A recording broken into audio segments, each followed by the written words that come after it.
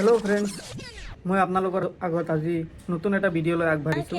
Mister মহক আহিলে ডিউটিৰ পৰা, এইটো চাওক, ডিউটিৰ পৰা আহিলে সেই মৰ্ণিং ডিউটি কৰি এইটো চাওক, আজি টেম্পাৰেচাৰ কিবা 40 ডিগ্ৰী, তো এই মগে 40 ডিগ্ৰী টেম্পাৰেচাৰত চাকৰি কৰি আহিলে।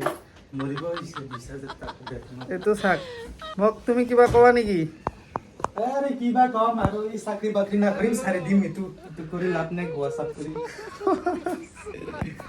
অসমত চাকৰি শেষ হ'ল নেকি? কিয় অসমত ইমান কম টকা চেলাৰী নাৰ্ছৰ বাবে? এজ এ নাৰ্ছ আপুনি অসমত কিয় ইমান কম টকাত চেলাৰী দি জব কৰি আছে?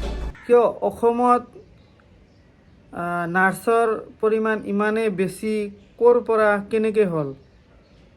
কিয় মামাই আমাক ছিংগাপুৰলৈ পঠোৱাৰ চিন্তাধাৰা কৰি আছে?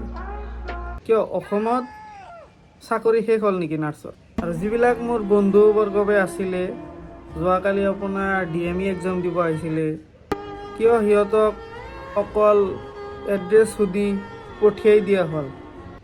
ইয়াৰ আঁৰত কিবা ৰহস্য বা কিবা ডাঙৰ কুৱেশ্যন আছে নেকি? তো আজি আপোনালোকৰ ওচৰত মই বহুতকেইটা কুৱেশ্যন লৈ আহিছোঁ।